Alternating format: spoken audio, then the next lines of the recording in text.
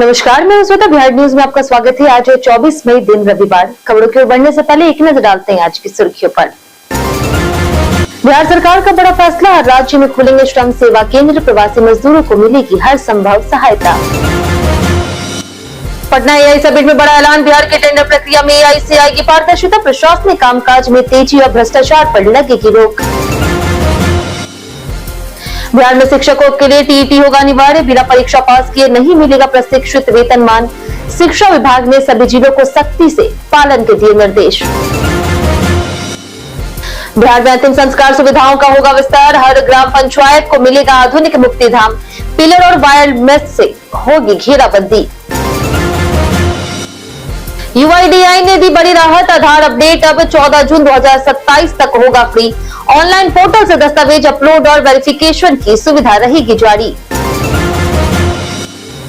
बिहार सरकार की चमकी बुखार को लेकर के बड़ी चेतावनी, गर्मी में बच्चों की सुरक्षा के लिए जागरूकता अभियान तेज, लक्षण दिखने पर तुरंत अस्पताल ले जाने की गई अपील। आईपीएल 2026 में आज लीग स्टेज का निर्णायक दिन, दोपहर और शाम के डबल हेडर के बाद टॉप 4 टीम होगी तय।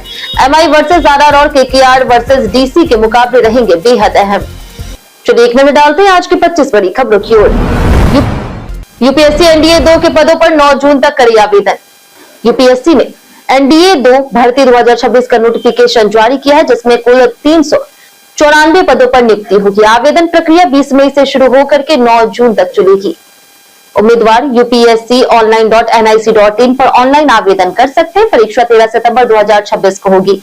शैक्षणिक योग्यता के तहत एनडीए के लिए किसी मान्यता प्राप्त बोर्ड से 12वीं पास होना जरूरी है, जबकि नेवल एकेडमी के लिए फिजिक्स और मैथ्स के साथ 12वीं अनिवार्य है। 12वीं में अध्ययनरत छात्र भी आवेदन कर सकते।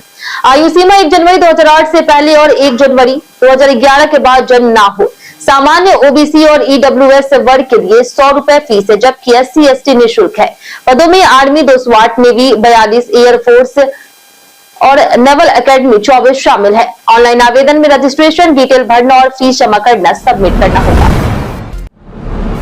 बिहार में हर ग्राम पंचायत को मिलेगा आधुनिक मुक्तिधाम। बिहार सरकार ने 7/3 के तहत राज्य के सभी ग्राम पंचायतों में मुक्तिधाम बनाने का निर्णय लिया है। सूचना और जनसंपर्क तथा ग्रामीण विकास मंत्री श्रवण कुमार ने बताया कि प्रत्येक पंचायत में सौदागृह का निर्माण किया जाएगा, जिसके लिए 22.17 लाख रुपए का मानक बजट तय किया गया। योजना के तहत परिसरों की घेराबंदी, पिलर और वायर मेश से की जाएगी तथा 2 पंक्तियों में वृक्षारोपण भी कराया जाएगा। यह कार्य विकसित भारत गारंटी फॉर रोजगार एंड आजीविका मिशन के माध्यम से होगा। सरकार का दावा है कि इससे ग्रामीण क्षेत्रों में स्वच्छ, व्यवस्थित और आधुनिक अंतिम संस्कार सुविधाएं उपलब्ध होगी और पंचायत स्तर पर आधारभूत संरचना मजबूत होगी। गर्मी में चमकी बुखार से बचाव के लिए सरकार की चेतावनी। बिहार सरकार स्वास्थ्य विभाग ने गर्मी और उमस के मौसम में बच्चों को चमकी बीमारी से बचाने के लिए जागरूकता अभियान चलाया। इसमें बताया गया है कि बच्चों को रात में सोने से पहले भरपेट भोजन और संभव हो तो मीठा खिलाना चाहिए। बीमारी के लक्षण जैसे तेज बुखार, सिर दर्द और बेहोशी को हल्के में ना लें। अभियान में 3 प्रमुख कदम बताए गए। बच्चे को सही समय पर खाना खिलाना, रात और सुबह उसकी स्थिति पर नजर रखना और लक्षण दिखने पर तुरंत नजदीकी अस्पताल ले जाना। आपातकालीन सेवाओं के लिए 102 एम्बुलेंस और 104 हेल्पलाइन नंबर जारी किए गए।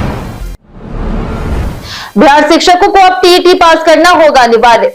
बिहार के सरकारी स्कूलों में नियोजित शिक्षकों को लेकर के शिक्षा विभाग ने बड़ा फैसला लिया। अब 2015 से 17 और 2017 से 18 सत्र में प्रशिक्षण प्राप्त शिक्षकों को प्रशिक्षित वेतनमान का लाभ तभी मिलेगा जब वे टीईटी पास करेंगे। केवल डीएलएड या फिर अन्य प्रशिक्षण पर्याप्त नहीं होगा। यह आदेश प्राथमिक शिक्षा निदेशक विक्रम विरकर द्वारा जारी किया गया और सभी जिलों को सख्ती से पालन करने के निर्देश दिए गए। यह निर्णय सुप्रीम कोर्ट के एक मामले के बाद लागू किया गया। इससे हजारों शिक्षकों पर असर पड़ेगा और वेतनमान पाने के लिए अब टीईटी पास करना अनिवार्य हो गया। शिक्षक संगठनों में इस फैसले को लेकर के नाराजगी भी देखी जा रही। बिहार के प्रवासी मजदूरों के लिए हर राज्य में खुलेंगे श्रम सेवा केंद्र। बिहार के श्रम संसाधन और प्रवासी श्रमिक कल्याण विभाग और युवा रोजगार और कौशल विकास विभाग के मंत्री अरुण शंकर प्रसाद ने श्रमिक कल्याण योजनाओं की समीक्षा करते हुए बड़ा ऐलान किया। उन्होंने कहा कि बिहार के प्रवासी श्रमिकों की सहायता के लिए अब हर राज्य में श्रम सेवा केंद्र खोले जाएंगे। मंत्री ने बताया कि निर्माण श्रमिकों के लिए 16 कल्याणकारी योजनाएं चलाई जा रही है, जिनमें वस्त्र सहायता, शिक्षा सहायता, विवाह अनुदान, मातृत्व लाभ, साइकिल योजना, चिकित्सा सहायता और पेंशन जैसी सुविधाएं शामिल है। बैठक में अधिकारियों को निर्माण कार्यों से बकाया से वसूली तेज करने का निर्देश दिया गया ताकि श्रमिक योजनाओं को और प्रभावी ढंग से लागू किया जा सके। बिहार में अब टेंडर प्रक्रिया में एआई से आएगी पारदर्शिता। बीते दिन पटना में आयोजित एआई समिट में मुख्यमंत्री सम्राट चौधरी ने बिहार को डिजिटल और पारदर्शी बनाने के लिए प्रशासनिक कार्यों में आर्टिफिशियल इंटेलिजेंस के उपयोग पर जोर दिया। उन्होंने कहा कि बिहार अब बुनियादी ढांचे के बाद डिजिटल युग में प्रवेश करेगा और देश के विकास में अग्रणी भूमिका निभाएगा। मुख्यमंत्री ने अधिकारियों को चेतावनी दी है कि 30 दिनों में काम पूरा न होने पर 31वें दिन सख्त कार्रवाई होगी। टेंडर प्रक्रिया में एआई से पारदर्शिता और बचत का उदाहरण भी दिया गया। सरकार ने बिहार को आईटी हब बनाने और प्रवासी बिहारियों से योगदान की अपील की। एआई सीखना अब अधिकारियों के लिए अनिवार्य बताया गया। बीएड परीक्षा के लिए 1 जून से मिलेंगे एडमिट कार्ड। बिहार में 2 वर्षीय बीएड कोर्स की 37,250 सीटों के लिए 1,23,327 अभ्यर्थियों ने आवेदन किया, यानी कि हर सीट पर लगभग 3 उम्मीदवार दावेदार हैं। राज्य के 343 बीएड कॉलेजों में बाबा साहब भीमराव अंबेडकर बिहार यूनिवर्सिटी के 59 कॉलेज शामिल है, जहां 6,200 सीटें उपलब्ध है। प्रवेश परीक्षा 7 जून को 11 शहरों में होगी, जबकि एडमिट कार्ड 1 जून से जारी होंगे। रिजल्ट 19 जून तक आने और 20 जून से ऑनलाइन काउंसलिंग शुरू होने की संभावना है। आवेदन करने वालों में 77,623 छात्राएं, 45,970 छात्र और 4 ट्रांसजेंडर शामिल है। परीक्षा 2 घंटे की होगी, जिसमें 120 प्रश्न पूछे जाएंगे। कई छात्रों ने आवेदन की परीक्षा केंद्र और नाम की त्रुटियां सुधारी है। आधार कार्ड अपडेट की फ्री सुविधा 2027 तक बढ़ी। आधार कार्ड को लेकर के यूआईडीआई ने बड़ा अपडेट दिया। अब माई आधार पोर्टल के जरिए आधार डॉक्यूमेंट अपडेट करने की फ्री सुविधा 14 जून 2027 यानी कि 1 साल के लिए बढ़ा दी गई। इस सेवा के तहत नागरिक अपने पहचान पत्र और पते से जुड़े दस्तावेज बिना शुल्क के ऑनलाइन अपलोड और वेरीफाई कर सकते हैं। प्रक्रिया में लॉगिन, ओटीपी वेरिफिकेशन, डॉक्यूमेंट चयन और अपलोड शामिल है। आधार अपडेट न होने पर bank account, KYC, pan linking, सरकारी सब्सिडी, पेंशन और सिम वेरिफिकेशन में दिक्कत आ सकती है। इसलिए समय पर आधार अपडेट करना जरूरी है ताकि सभी सेवाएं सुचारू रूप से मिलती रहे। उत्तर बिहार में रेल कनेक्टिविटी बढ़ाने की बड़ी सौगात। नेपाल सीमा से सटे उत्तर बिहार के यात्रियों के लिए बड़ी राहत की खबर है। मधुबनी जिले के लोकहा बाजार रेलवे स्टेशन पर क्रॉसिंग फीट और सेंटिंग लाइन निर्माण का टेंडर जारी कर दिया गया है। यह परियोजना लगभग 15 महीनों में पूरी होने की संभावना है और 2027 के उत्तरार्ध तक इसे धरातल पर देखा जा सकेगा। इस विकास से लंबी दूरी की ट्रेनों का संचालन संभव होगा और सीमित रेल सेवाओं में विस्तार होगा। इससे उत्तर बिहार और सीमावर्ती क्षेत्रों की कनेक्टिविटी मजबूत होगी। क्षेत्र के सांसद संजय कुमार झा ने रेल मंत्री से मुलाकात कर विस्तार की मांग की थी। बिहार की हस्तशिल्प अब पहुंचेंगे मॉरिशस और टीजी के बाजार। बिहार सरकार के उद्योग विभाग ने राज्य के हस्त निर्मित उत्पादों को अंतर्राष्ट्रीय बाजार से जोड़ने की बड़ी योजना शुरू की। अब बिहार के पारंपरिक उत्पाद जैसे भागलपुरी सिल्क, सिक्की घास, तसर, सुजनी, कढ़ाई और टेराकोटा आदि Mauritius, Fiji, Ghana, Trinidad and Tobago और गुयाना जैसे देशों में निर्यात किए जाएंगे। डिपार्टमेंट ऑफ इंडस्ट्रीज बिहार की इस पहल से बिचौलियों की भूमिका खत्म होगी और सीधे कारीगरों से खरीद होगी। योजना से लगभग 60,000 लोगों और 35,000 महिलाओं को रोजगार मिलेगा। इससे ग्रामीण अर्थव्यवस्था मजबूत होगी और बिहार की पारंपरिक कला को वैश्विक पहचान मिलेगी।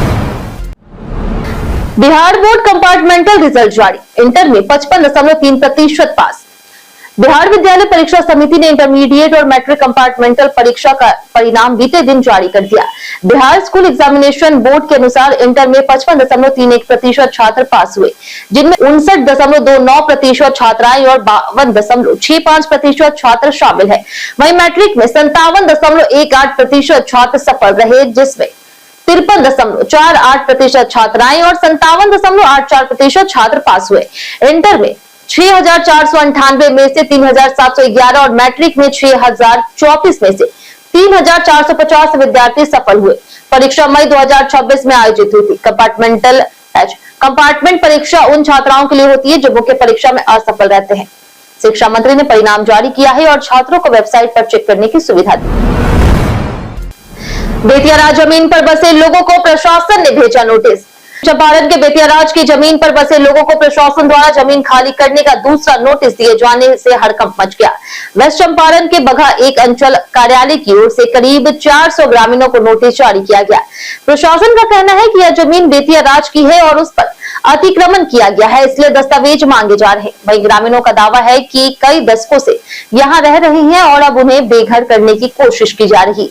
लोग वैकल्पिक व्यवस्था की मांग कर रहे हैं और प्रशासन ने नोटिस वापस लेने की अपील कर रहे हैं। देश की जीडीपी में बिहार का योगदान सिर्फ 2.9%। एक ताजा रिपोर्ट के अनुसार बिहार की अर्थव्यवस्था देश के जीडीपी में केवल 2.9% योगदान देती है, जबकि महाराष्ट्र, तमिलनाडु, उत्तर प्रदेश, कर्नाटक और गुजरात जैसे राज्य मिलकर लगभग 48% हिस्सेदारी रखते हैं। बिहार की प्रति व्यक्ति आय करीब 69,000 रुपए है, जो गोवा और सिक्किम से लगभग 8 गुना कम है। राज्य की वृद्धि दर बेहतर होने के बावजूद औद्योगिकरण और निवेश की कमी बड़ी चुनौती है। एफडीआई का बहुत छोटा हिस्सा बिहार को मिलता है। अर्थव्यवस्था कृषि और निर्माण पर निर्भर है, जिससे आय असमानता बनी हुई है। जुलाई के दूसरे सप्ताह में आ सकता है टीआरई 4 का भर्ती विज्ञापन। बिहार में टीआरई 4 शिक्षक बहाली का इंतजार कर रहे लाखों अभ्यर्थियों के लिए बड़ी राहत की खबर है। सरकार ने संकेत दिया है कि जुलाई के दूसरे सप्ताह तक टीआरई 4 का नोटिफिकेशन जारी कर दिया जाएगा। शिक्षा मंत्री मिथिलेश तिवारी ने बताया कि बीपीएससी को जल्द नई रिक्तियों की अधियाचना भेजी जाएगी। इस साल 20,000 से अधिक पदों पर बहाली की तैयारी है। सरकार ने हर साल जुलाई में शिक्षक भर्ती विज्ञापन जारी करने का फैसला लिया है, ताकि प्रक्रिया नियमित और समयबद्ध हो सके। मुख्यमंत्री सम्राट चौधरी की बैठक के बाद अभ्यर्थी की उम्मीदें काफी बढ़ गई है। बीजेपी में जाने के सवाल पर खेसारी लाल ने दिया जवाब।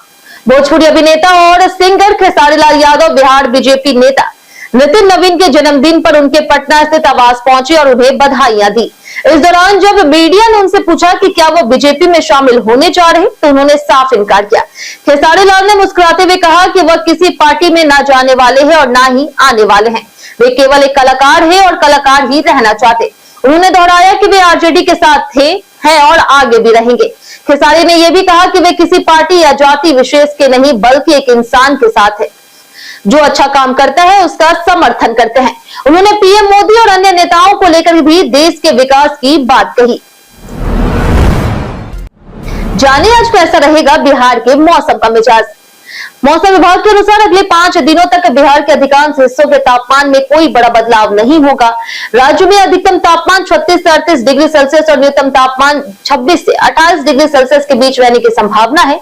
24 मई यानी कि आज मधेपुरा, सहरसा समेत कई जिलों में मेघ गर्जन, वज्रपात और 40 से 50 किलोमीटर प्रति घंटे की रफ्तार से तेज हवा चलने की आशंका जताई गई। वहीं अररिया, कटिहार, किशनगंज, पूर्णिया और सुपौल में भी आंधी और बिजली गिरने का खतरा बना हुआ है। पूर्वी चंपारण में 60 लाख की विदेशी शराब बरामद। पूर्वी चंपारण के मधुबन थाना क्षेत्र में पुलिस ने बड़ी कार्रवाई करते हुए भारी मात्रा में विदेशी शराब बरामद की। गुप्त सूचना के आधार पर बंजरिया गांव स्थित बांसवाड़ी में छापेमारी कर पुलिस ने 250 कार्टून में रखी करीब 2160 लीटर विभिन्न ब्रांड की शराब बरामद की है, जिसकी अनुमानित कीमत लगभग 60 लाख रुपए बताई जा रही। कार्रवाई के दौरान शराब तस्कर मौके से फरार हो गया। पुलिस के अनुसार शराब को बांसवाड़ी में छिपा करके रखा गया। फरार तस्कर की पहचान और गिरफ्तारी के लिए लगातार छापेमारी की जा रही तथा पूरे नेटवर्क की जांच की जा रही। बिहार के सिर्फ 10 कॉलेज यूजीसी स्वायत्त योजना में शामिल। यूजीसी की स्वायत्त महाविद्यालय योजना में बिहार के उच्च शिक्षण संस्थानों का प्रदर्शन काफी कमजोर रहा। ताजा रिपोर्ट के अनुसार देश भर के 1788 कॉलेजों में से केवल 10 कॉलेज ही बिहार से इस योजना में शामिल हो पाए, जबकि तमिलनाडु, महाराष्ट्र, आंध्र प्रदेश और कर्नाटक जैसे राज्य काफी आगे हैं। इसका मुख्य कारण फैकल्टी की कमी, प्रयोगशालाओं, पुस्तकालय और स्मार्ट क्लास जैसी आधारभूत सुविधाओं का अभाव बताया गया। राज्यपाल सचिवालय ने सुधार के लिए एक्शन प्लान बनाने के निर्देश दिए। विशेषज्ञों के अनुसार गुणवत्ता सुधार, पाठ्यक्रम आधुनिकीकरण और शोध को बढ़ावा देने जरूरी है। स्वायत्तता के लिए कॉलेजों को नेक ए ग्रेड और 10 वर्ष की पात्रता जरूरी होती है।